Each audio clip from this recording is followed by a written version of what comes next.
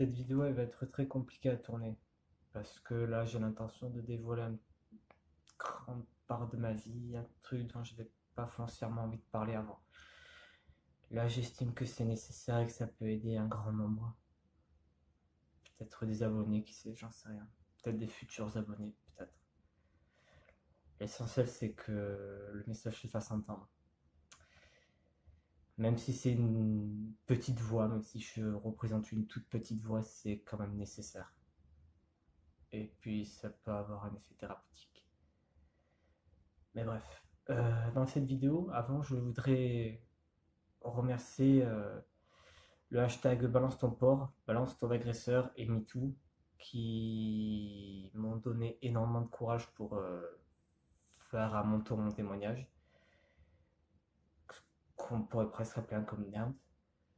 Mais ça va plus loin que ça. J'ai envie de dévoiler quelque chose qui doit l'être et qu'on ne parle pas assez. En ce moment, j'ai remarqué une effervescence de vidéos traitant du harcèlement, ce qui n'est pas une mauvaise chose, même au contraire, c'est très très bien. J'encourage même les youtubeurs à le faire, si je suis tout petit. C'est une très bonne chose que les gens en parlent. Ça réveille les mentalités, ça éveille les esprits, c'est très bien. J'ai juste remarqué un petit problème, c'est que le harcèlement masculin est sous-représenté. Ce que je veux dire par là, c'est que je trouve qu'on ne parle pas assez de cette réalité qui est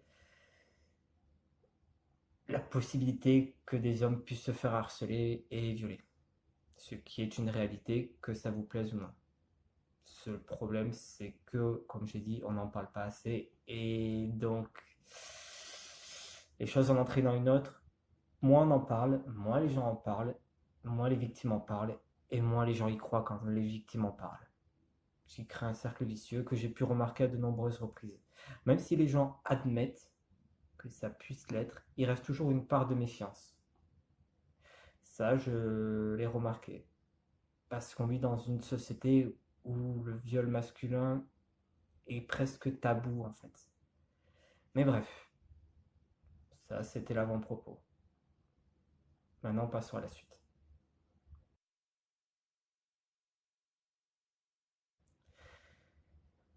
Dans cette vidéo, l'essentiel du contenu va se placer sous mon témoignage en tant que personne violée. Voilà, je n'en parle pas souvent, je n'avais pas vraiment l'intention d'en parler. D'ailleurs, cette vidéo va être placée sous la bannière du hors-série, parce que ça ne parlera absolument pas d'ésotérisme, même d'occultisme. Mais j'estime que c'est important d'en parler. En tant que victime, c'est important que j'ai mon mot à dire, tout simplement. Je vous demanderai d'être très tolérant, d'avoir du respect, et les messages haineux et irrespectueux, je les supprime direct, je banne la personne. Je cherche même pas à comprendre. Mais je pense qu'il n'y a que des personnes tolérantes sur cette chaîne, donc j'ai pas à me faire de mon rôle. Mais bon, voilà. Je préfère prévenir que guérir. Donc voilà. Pour en revenir à ma situation, ce viol s'est passé le 29 novembre 2009. J'arrive pas à oublier cette date, à 3 heures du matin. Je n'arrive pas à oublier cette date, elle est ancrée là-dedans, elle est ancrée là. J'ai un mal fou à l'oublier. Et pourtant, je sais que je suis sur la bonne voie parce que c'est ce que je suis en train de faire. Voilà. Euh, pour en venir à tout ça, c'est très compliqué d'en parler. Le lendemain, ça devait être le Toulouse Game Show. C'est une convention à Toulouse sur la culture asiatique. C'était ma toute première convention. Je devais avoir 17 ans, à tout casser. Donc en plus, c'était de la pédophilie. Voilà. Ensuite, je suis allé chez cette fameuse personne qui, bien sûr, était une personne proche, hein.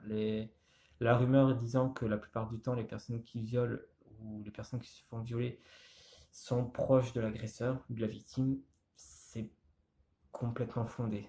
Ou en tout cas, pour moi, ça l'est. Voilà. Donc du coup, je suis allé chez cette personne. Je n'avais pas beaucoup mangé. Je n'avais pas beaucoup dormi la veille, j'étais assez fatigué. Et ce qui s'est passé arriva, c'est-à-dire qu'il a commencé à m'abuser et à m'obliger à faire des trucs contre mon gré alors que je me débattais de toutes mes forces. J'essayais de lutter, j'essayais de résister, mais il faisait genre 30 centimètres de plus que moi et il était beaucoup plus corpulent que moi et plus fort. Et à ceux qui se demanderont pourquoi ne pas simplement crier pour alerter les voisins ou le voisinage ou même les chambres autour, dans ce genre de situation, ce qu'il faut savoir, c'est qu'on est paralysé. On a beau se débattre, notre voix elle reste muette. On a comme un masque sur la gueule. On a un masque qui nous empêche de parler. C'est une paralysie passagère qui va finir par passer, mais pendant l'acte, elle est là et on peut rien faire contre. Et sur le moment, ça nous paraît tellement gros, ça nous paraît tellement inattendu qu'on ne sait pas comment réagir. C'est pour ça que je comprends tout à fait les personnes qui témoignent et qui laissent entendre que elles sont pas vraiment défendues. C'est pas vraiment que les personnes se défendent pas. C'est une incapacité à le faire parce que c'est un choc pour le cœur et pour l'esprit. C'est tout à fait normal. Je tenais à mettre un point d'honneur là-dessus. Voilà. Et donc, tout simplement, il a fait ce qu'il avait à faire, ce qui m'a fait me sentir très mal, au point même que j'ai eu un blackout. Ce que j'entends par blackout, c'est que de cet événement, j'en ai gardé des souvenirs, certes une grande partie, mais il y a certains événements dont je n'arrive pas à me souvenir. Il y a comme un trou noir dans ma mémoire. Il y a une partie de mon inconscient qui refuse de se souvenir du reste. Voilà. Et à un moment donné, mon corps m'a échappé. C'est-à-dire que je n'avais plus l'emprise sur mon corps. Ma conscience avait comme quitté mon enveloppe. C'est pas une sortie astrale, c'est pas tout ça. Ça n'a rien à voir avec l'ésotérisme ou l'occultisme ou la magie. Je sais très bien que c'est un phénomène psychologique qui veut que l'esprit s'échappe. Et vu qu'il n'a pas d'autre échappatoire que le corps, il s'enfuit au fond du corps et bah, il le laisse à l'abandon. Et c'est plus ou moins ce qui s'est passé avec moi. Et quand il eut fini, la seule chose que j'ai eu envie de faire, c'est de me trancher les mains. Je sais pas si c'est normal ou quoi, mais j'ai eu envie de me trancher les mains. C'est-à-dire que j'avais envie de foncer dans la cuisine et de me trancher les mains, tout simplement. Parce que je me disais que je n'allais plus pouvoir rien faire avec ces mains qui avaient été salies. Vu que j'ai tendance à écrire beaucoup, je me disais que j'allais plus pouvoir créer quoi que ce soit, tout simplement. C'est l'idée qui m'est restée. Par la suite, le lendemain, vu que j'avais dormi, j'avais pas d'autre choix que de dormir chez lui. Le lendemain, je me suis réveillé, on est parti au TGS. J'ai essayé d'en parler avec deux personnes. Une a eu du mal à me croire, l'autre m'a écouté pour essayer d'en savoir plus et pour essayer de me guider. Ce que j'en remercie d'ailleurs. Je sais pas si cette personne verra cette vidéo, mais bon, voilà. Et donc, du coup, ça m'a fait beaucoup de bien. Le truc, c'est que la fameuse personne qui m'a violé est revenue à la charge quelques mois plus tard en me disant que ce n'était pas normal parce que j'avais l'air joyeux. Sauf que j'ai dû apprendre à cette personne ce qu'était le déni. À ce moment-là, j'étais dans une phase de déni total. Je refusais de croire que c'était réellement arrivé. À un tel point que j'ai dû faire un comparatif de mots pour expliquer aux deux personnes ce qui m'était arrivé. Je n'arrivais pas à mettre de mots là-dessus, que je m'y refusais. Et tout de même, j'avais besoin d'une aide extérieure. Voilà. Donc, par la suite, on m'a conseillé de porter plainte. J'ai pas eu la force de le faire. Pendant 6 mois, cette personne est restée à mes côtés. À mes côtés. Elle est restée dans ma vie, hein, voilà. Jusqu'à ce que j'ai la force de la virer définitivement et d'en parler à mes parents. Ce qui a eu pour effet de faire imploser, entre guillemets, l'estime que sa famille avait pour lui. Donc aujourd'hui, j'ai l'impression que plus beaucoup de monde ne n'apprécie cette personne, ce qui en soi me conforte, me réconforte. Parce que je n'ai pas envie qu'une quelconque personne trouve de qualité à cette personne qui pour moi est un déchet. Je n'ai pas l'habitude de parler des gens de cette manière, je n'ai pas l'habitude de parler des gens avec une telle haine, mais cette personne, c'est pas vraiment qu'elle m'a fait du mal, ça va bien au-delà de ça, c'est un manipulateur narcissique qui n'hésite pas à détruire les personnes qu'il croise sous prétexte qu'il les aime. Voilà. Et vu que ça fait des années que je ne l'ai pas vu, je crois que son problème a augmenté, je n'en sais rien et je ne veux pas le savoir, je m'en fous. Voilà. C'est ça mon témoignage en quelque sorte.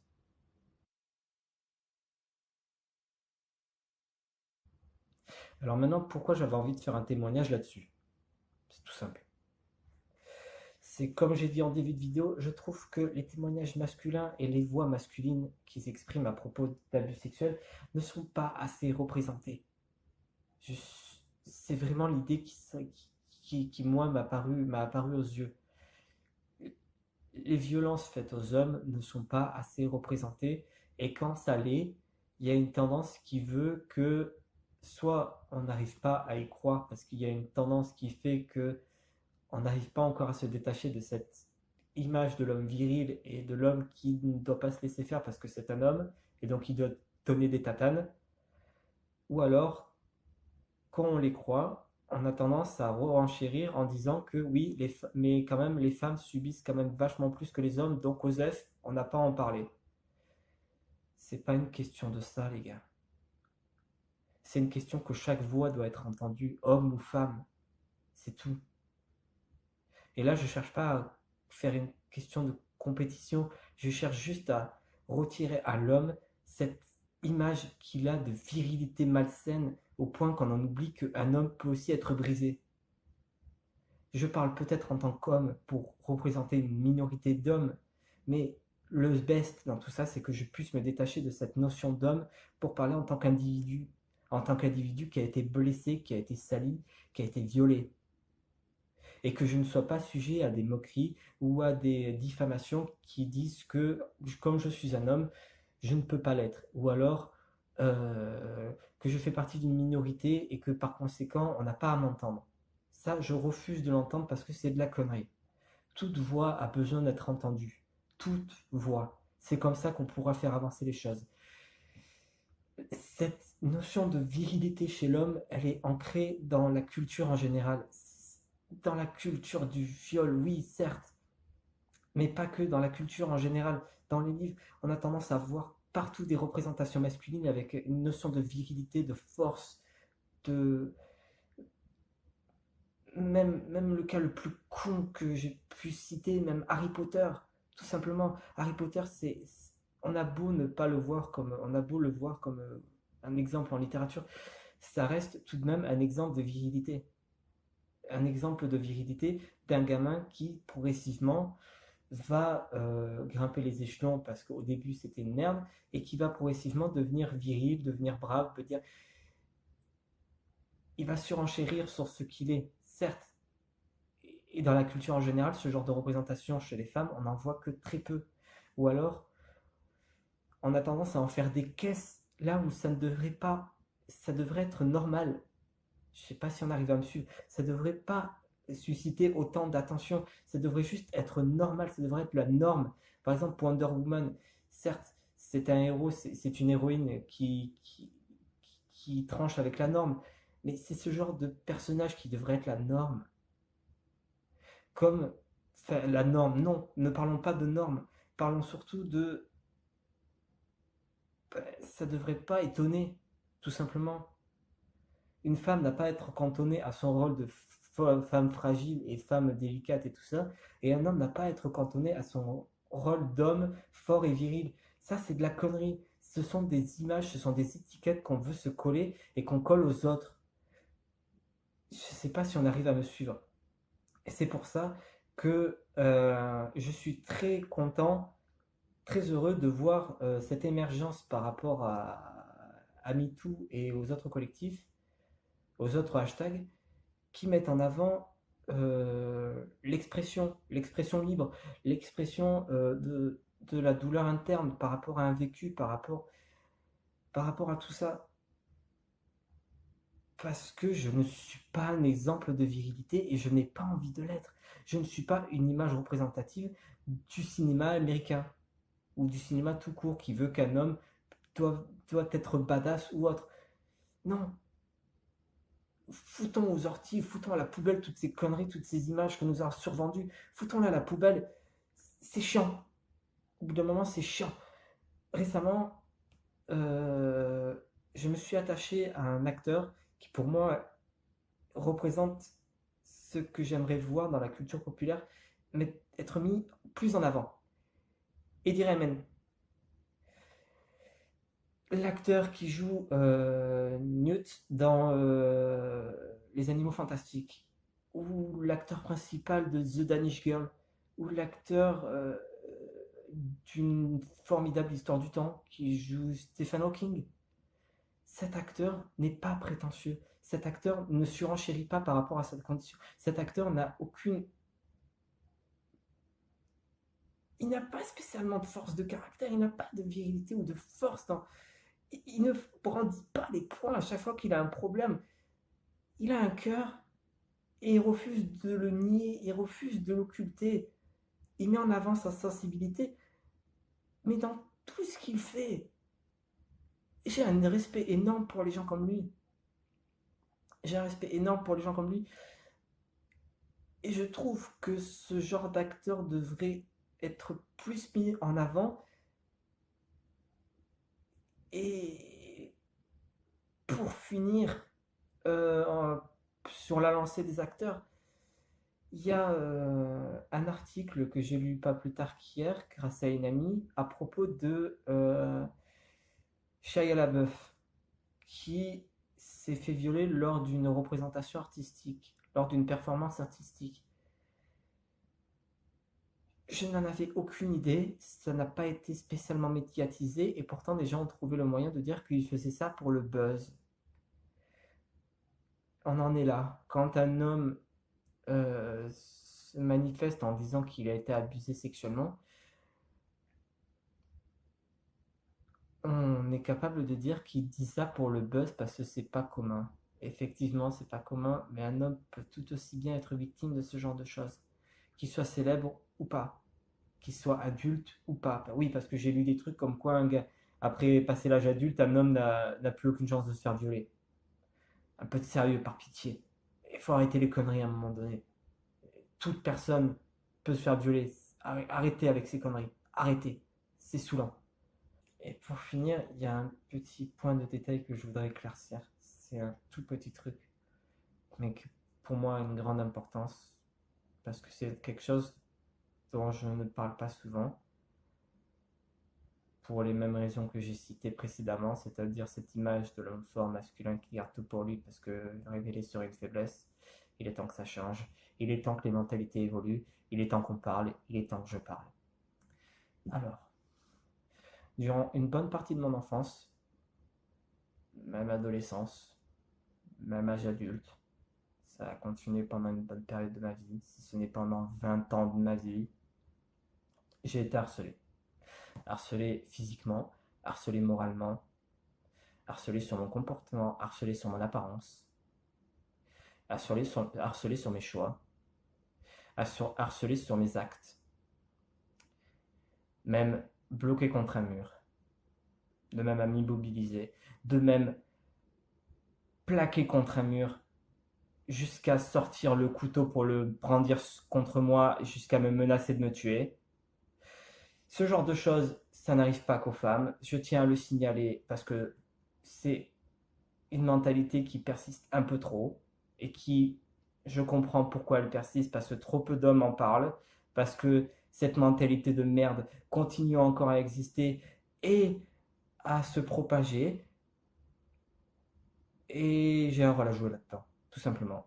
Ma parole a un rôle à jouer et il est temps que je m'en rende compte. Tout simplement.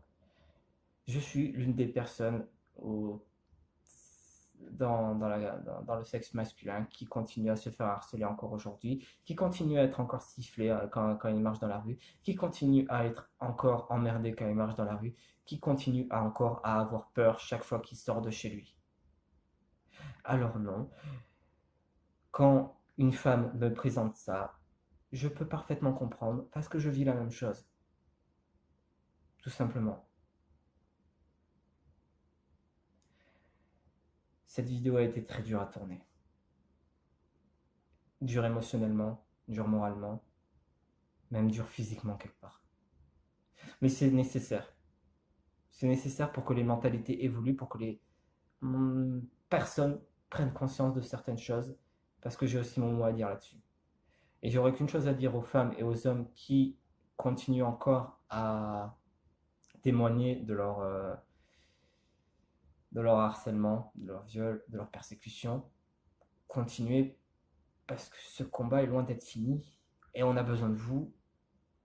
Et c'est grâce à des gens comme vous que des gens comme moi arrivent à trouver le courage au fond d'eux de faire les choses, de parler.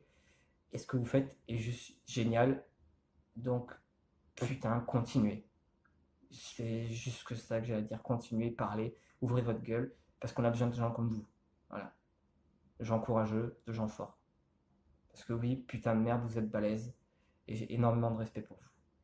Et les violeurs, les manipulateurs et les connards en général, ou même les connasses, devraient juste avoir honte de ce qu'elles font, ou de ce qu'elles ont fait, ou de ce qu'elles feront.